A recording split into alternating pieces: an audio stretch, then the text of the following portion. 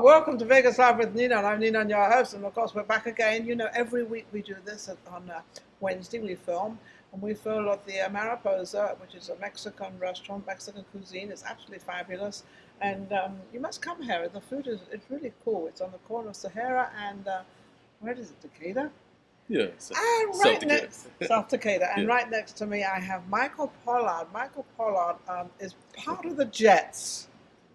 Yes. And because but you're not an original Jet, are you? No, I'm not original. Now the Jets are still originals, though, aren't they? They still have the two brothers, and then actually, it's three brothers. Three brothers. Is Roy, Roy, Leroy, Rudy, Heine. Yeah, and they've all been on the show, and there's people there, and they're absolutely amazing. Mm-hmm. Where are you performing now, Mychael? Well, I'm still performing with the Jets right now. Yes. And also, I am preparing to do my own show soon. You're going to do your own show? Yes. I'm going to do a little daredevil out there. A little daredevil out there.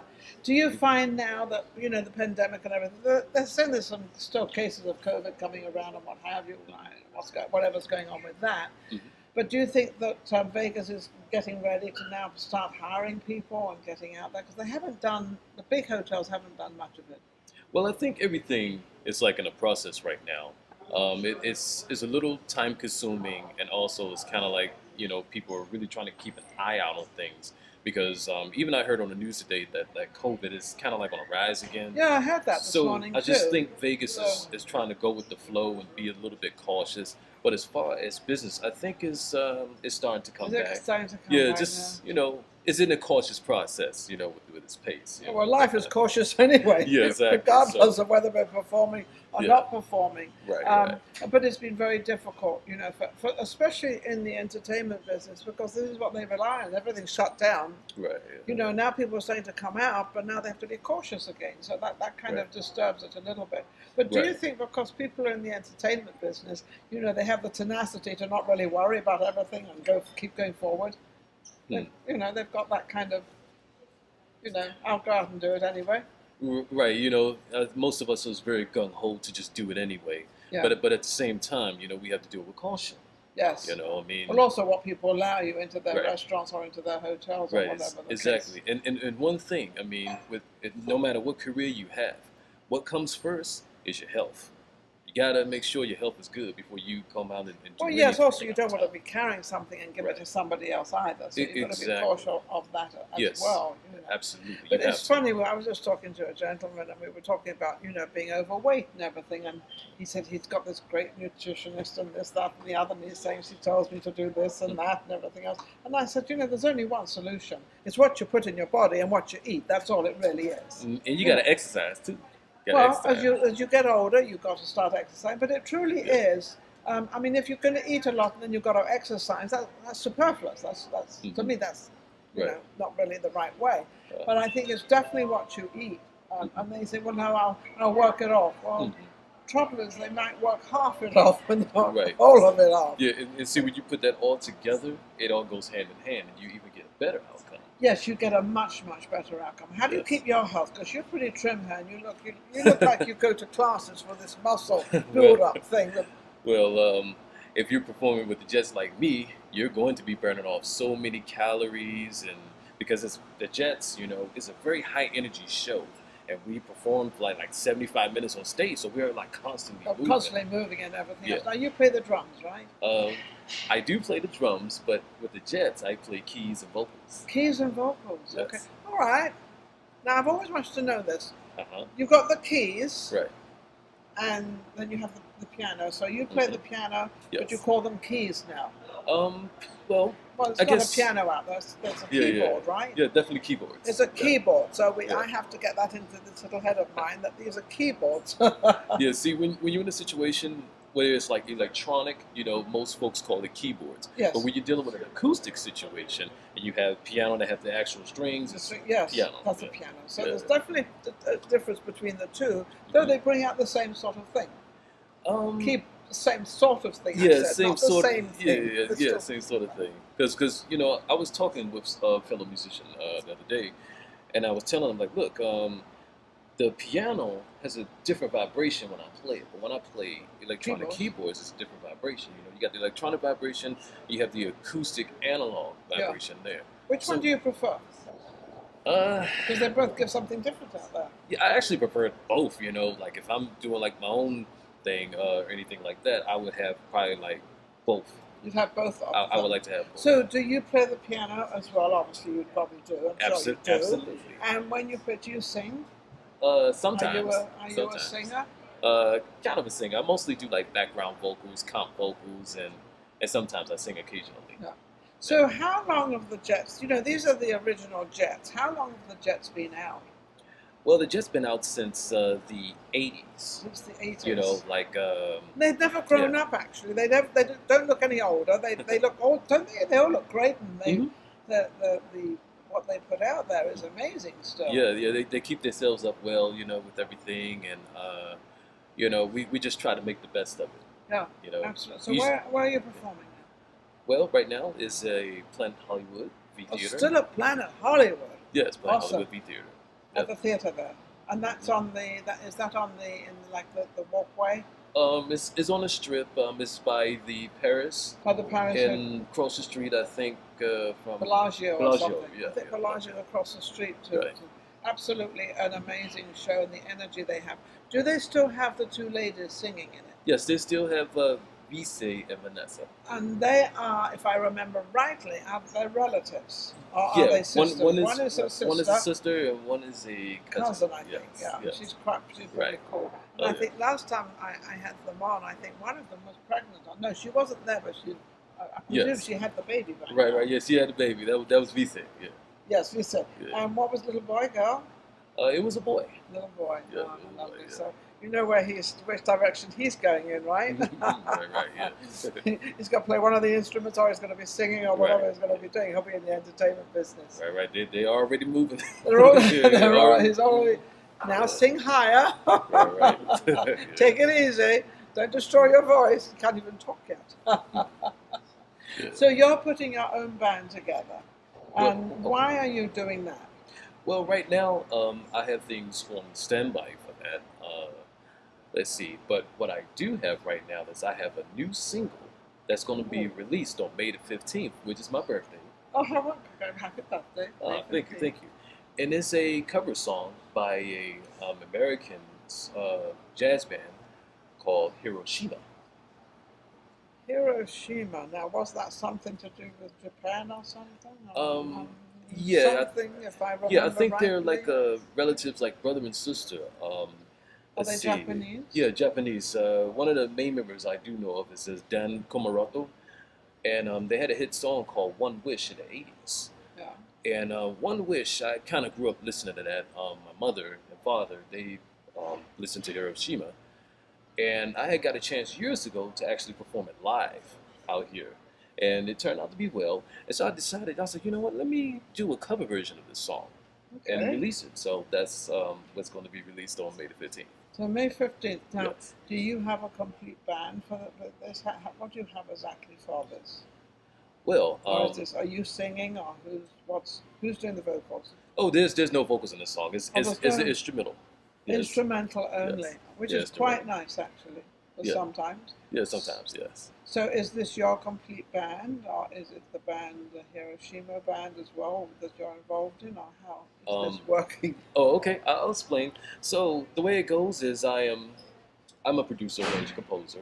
Okay. And so when I go about doing that, the way I did the song is I did the production, I played all the instruments, and did the mixing and did the mastering. So I went through that process. I did a whole song myself, and so I decided to put it out. So it's an in-house, hmm your So- house. Yeah, pretty much. Yeah. And yeah. that's your house. So that's the way the song was done, and believe it or not, I actually recorded this in like early, like during the pandemic, like early 2021. Okay. Because right now, like through the pandemic, I record so much music, you know, like from August 2020 up to now.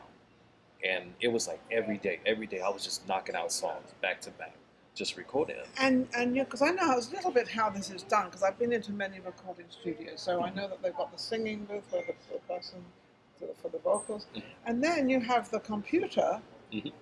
This is amazing to me because you can have the drums, you can have them low, you can change whatever you want. Absolutely. So you're actually producing this particular song Mm-hmm. on a computer, and this is why this is why there's so many. I think the challenge this day and age is there's very few live bands, Right. and more of a recording from the computers. Right. Do you prefer that, or is it easier, or is it because you got to put all these instruments together, which you already know. Right, yeah. I prefer mostly things live, but due to the convenience of how things are in this lifestyle of nowadays dealing with technology, Technology's I amazing. kind of do and kind of don't really prefer it because I also like to work with real musicians to actually make it happen That's too. always fun. Yeah, it's fun to get musicians involved where they can add their 2 cents to the composition and things of that nature. But since technology gives us the luxury to be able to like really do what we do, we're putting out ideas, then it's like, yeah, I could take that. And if you make a mistake, it doesn't matter. Let's change it. Right. And so the good thing is, the analog days, like over 20, 30 years ago, I mean, it was a lot of like splicing tape and things like that. But now you have the luxury where you can go press one button, or you just slide that mouse there, and you can just splice it. And you can just splice it, and it can be one frame, it can be half a frame, it could be like a second. I know that because I used to do editing. I did the editing, and I think editing is so amazing because if somebody like stutters or does something, you just cut it out. And they look perfect, and it sort of matches, it folds together, which is amazing. But you still like to do live performances. Yeah, absolutely. I love it. And it's a beautiful thing where you're performing for an audience that they can give back that same energy as you, and that just makes you want to just give more and more and more. Just the love of it. It is. I was just up at the Sterling Club. The Sterling Club is starting to have a lot of performers there. Nice. Ron Knight is up there, and Joe is up there, and there's a lot of different, performers now going up there. But they're all live, and it's really cool to have that. And they have the piano or whatever they have, or they have this all this equipment and all this stuff. But it's amazing. But what they do have, and I've watched this, they've increased their audience. Their audience is getting larger and larger, and people seem to be looking forward to going out to see something live. And to see what is going on. So, do you only perform with the Jets at the moment? At the moment, yes. Yeah. But to be continued and to be announced. There's more to come. To be continued and to be announced. Right, exactly. So there's some stuff. But you would always be. But you can't play 2 places at one time. No, you can't. So, and if you are playing with the Jets, do they solely want you to play with them, to be with them, or do they mind you doing other stuff? Well, right now, long as I keep them as a priority, that's all that matters. As long as I'm on the schedule with them, all is good. But there is another project I performed recently. There's nothing but projects going on. Yeah. It's called Unique Massive. A Munich Massive? Unique Massive. Oh, Unique Massive. Okay. Yeah. A friend of mine by the name of Elvis Ledenier, German guitarist, he called me up recently. He was like, hey, you want to come out and perform? And now he plays with like Blue Man Group. Blue Man, are they still performing? I think so. Yeah, I think he was involved with Cirque du Soleil too. He did that. So he called me up to do his project, and I said, okay, I'll come and play keys. And we performed live recently, and it was a nice performance. Fabulous. Mostly like improvisational music. Like everything is created on the spot. Whatever he vibes off, I vibe and the other musicians vibe. And that's when you're playing live to the audience. Right, live to the audience. Live to the audience. Yeah. It's a funny thing because, when we do something and we make a mistake, only we know the mistake. The audience don't know you've made a mistake. Right, 9 times out of 10. Mr. Bar or something. Right. Yeah. But nobody knows you've made a mistake except the whole band. Right. When you do make a mistake, do they cover for you? Do they kind of, It's kind of funny because one thing I learned from like Miles Davis, saying like, hey, if you play that note like that again, play it like you meant it. Play it like you meant it. If you playing like in A major and all of a sudden you want to do like a ripple on an A flat or something like that, well, you musicians know what I'm talking about. And you do it like that, you're like, man, that sounds kind of wrong. But you know what? Let's make it sense. Something like that. It might just work. Yes. I mean, it's about being daring and taking on the challenge within sound. And I agree with that. And I think what the advice he gave you when he said to you, play like you mean it. Yeah. I think if you do that in life, period, Yeah. whatever you do it like you mean it or like you love it. Don't, because it'll always come over flippant if you don't mean it. It'll be it'll be flippant, and you can always tell. Right. And one thing I read, Miles Davis was saying that, hey, don't play the butter notes. What's a butter note? I'm still trying to understand what that is. I guess it's the wrong ones. The ones that you just slipped into. Slide out on the slide in. Yeah. So, you know. So you've been obviously playing since you were probably knee-high to a grasshopper, right? Yeah. Well, I remember a story my mother told me. She was like, "Do you remember when you were singing New York, New York in front of the TV at like 2 years old, 3 years old?" I was like, "No, I don't remember that, Mom." But but even then I was, you were singing. Into it. Yeah, I was you into were it. I was singing. Into it. My parents, both my mother and father, they were constantly playing music. You know, so I was like really born into it. Yeah, for sure. Absolutely. If you hear a lot of sound behind the scenes here, it's because we're at Pureza, and of course this is a fabulous restaurant, and hopefully you will start coming here now you know about it, but it's absolutely beautiful. So there's a lot of stuff going on because they have their customers to serve and everything else, so just want to let you know where we are and what we're doing, but now they're shaking up, making a margarita maybe, I think. Could be a margarita, maybe it's a strawberry margarita, I don't know. But anyway, they have all those drinks out here and everything else. Right. So can you let everybody know where you're performing right now? I'm performing at Planet Hollywood V Theater, which is also located in the middle of the Miracle Mile with the Jets 80s, 90s Experience. That's where you can find me. And you're on the keyboard? And I'll be on keys. I'll be on the stage rocking the keys and doing some vocals, and who knows, you might catch me doing something else. As long as it's not playing a wrong note. Yeah, not playing wrong notes. Take it up, make it, right? Make it up, whatever the saying is. How can anybody reach you? You can reach me on social media, which one is YouTube. You can find me on my YouTube channel. Now, Mychael Pollard is spelled Mychael,